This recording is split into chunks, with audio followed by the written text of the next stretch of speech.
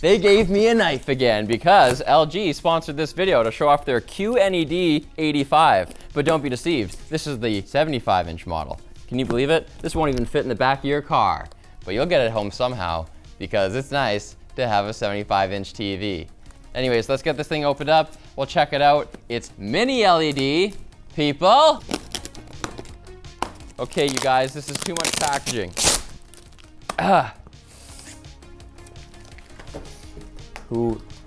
Come on.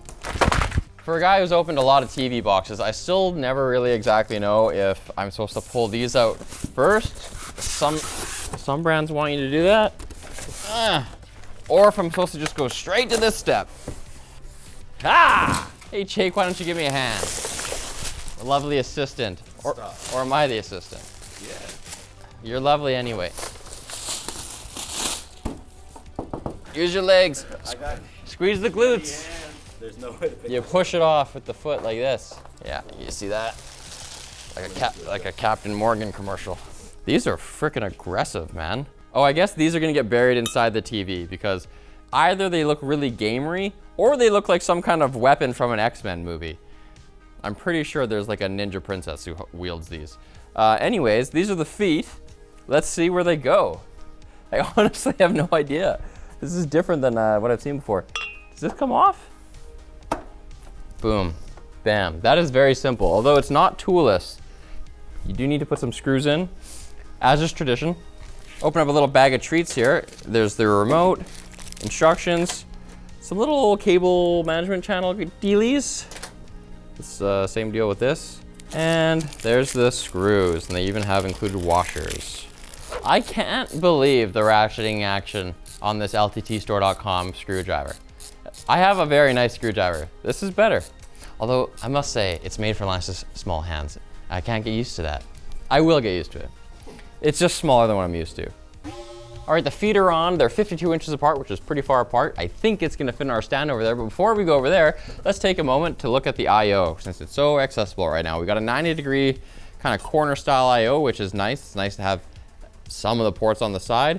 There are 4 HDMI ports here. 2 of them are 4K 120 Hertz, the HDMI 2.1 ports. One of those is the eARC port. You're gonna use that to pass audio through from, say, your speakers through your AVR to your TV and back again. So you can do that all over one port instead of having dedicated audio ports like the olden times.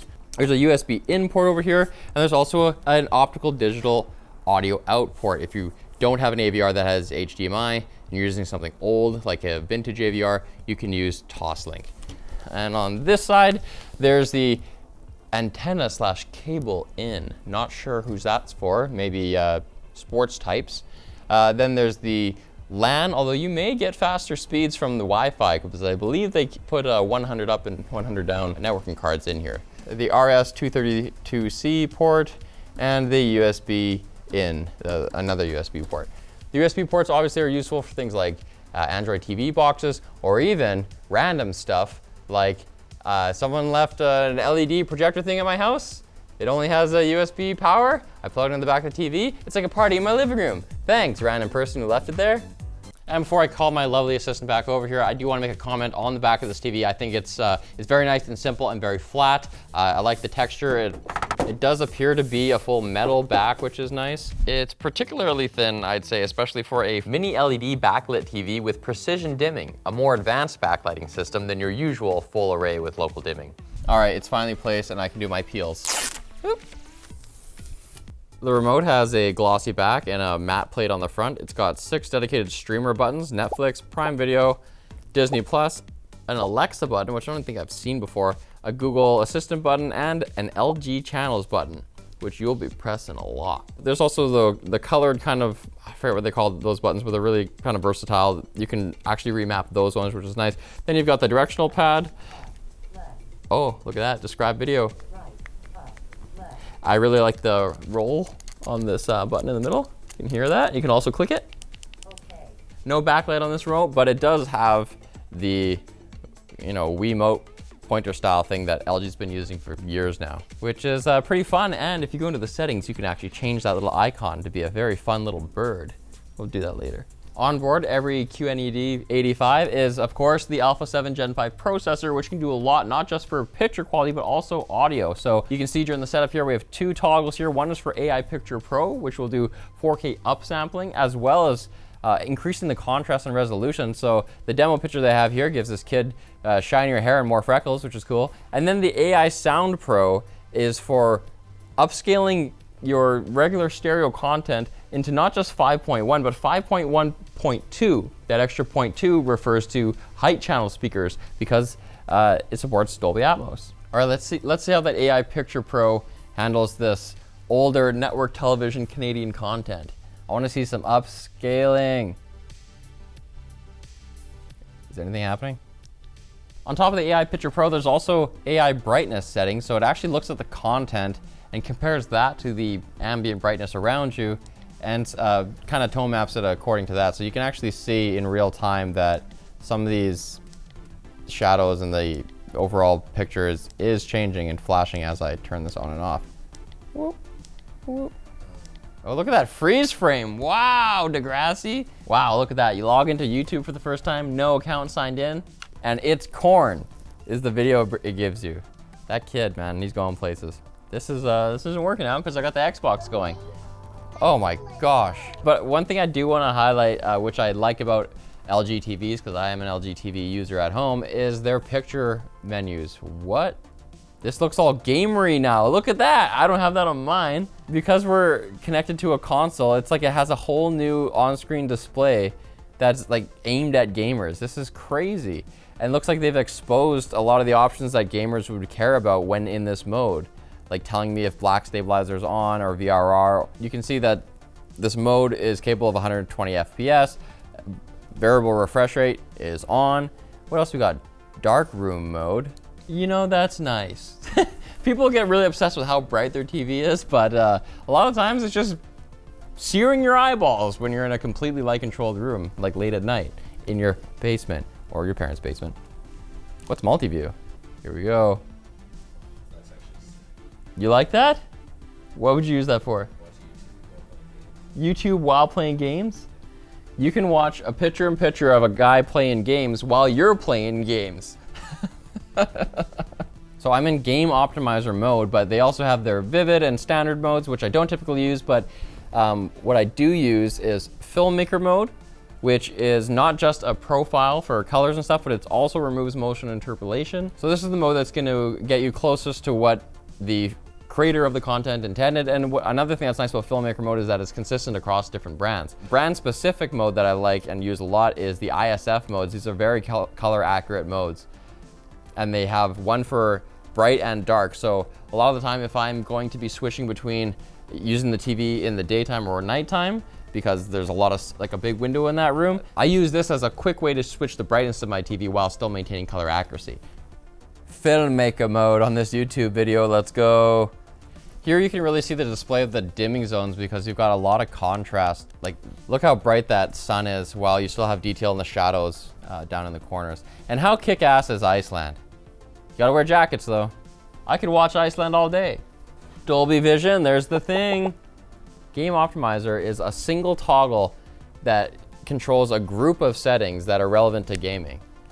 You got reduce your blue lights, darkroom mode. Oh, cool, and you can change your blackness level. So if you like to cheat while playing first-person shooters, you can just crank those shadows up and shoot people in the dark. Another thing I really like in this advanced settings menu is the apply to all inputs button. In the past, you wouldn't have needed this because in the olden days, back when you changed your settings on your TV, it did apply to all inputs. But nowadays, usually when you're tweaking the settings, it only applies to the input you're on. So like HDMI 3, for example. And then when you switch to HDMI 2, you're like, oh, why isn't motion interpolation on again? I gotta turn it off again. But now you don't. Apply to all inputs. Boom.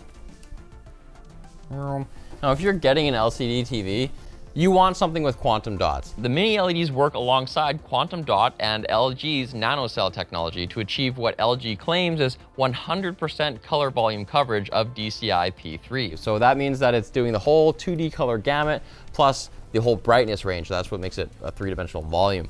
The reason why quantum dots are so cool is because they're like these tiny little particles that are grown in chemical reaction vats, and you can grow them to very, very precise small sizes. And the size of the quantum dot determines what color will shine out of it if you activate it with light.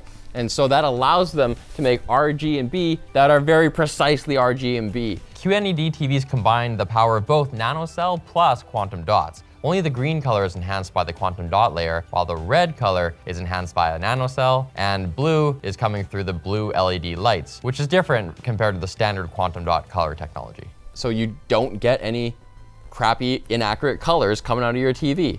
Combine quantum dot with mini LED, and you're basically reach the minimum standard of what I would tolerate while buying an LCD today. That is just, there's no reason to get anything else because the prices have come down so far with the quality being so high.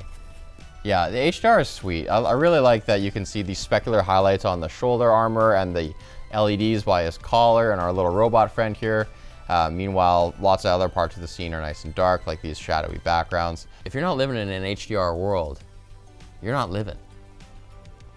This is really fast and snappy, and I like their remotes quite a bit. If you kind of like bump your remote, or if your remote is sitting on top of a subwoofer or something and it vibrates, then it can actually wake up this little pointer, which can be a bit annoying, but just keep it away from your kids. Should be all right. But look how snappy this is. Bam, bam, bam, bam, bam. That's that processor, Alpha 7. Oh, I said I was gonna turn this into a bird too. Hold on. Here we go. Oh no. What? No, they got rid of it? They only have pointer size now. They used to also have like pointer style, and you could make it this little bird, and then when you clicked the wheel in the middle, it would go. I love that bird. That's what I have at home. Bring it back, LG. So if you're a gamer, check out the link below to get more information and pricing information on this TV. It's definitely, they got a lot of gaming features in here. Very cool. So thanks for watching Short Circuit. Like the video and come back next time. For now, I'm going to bed. He is out of her league.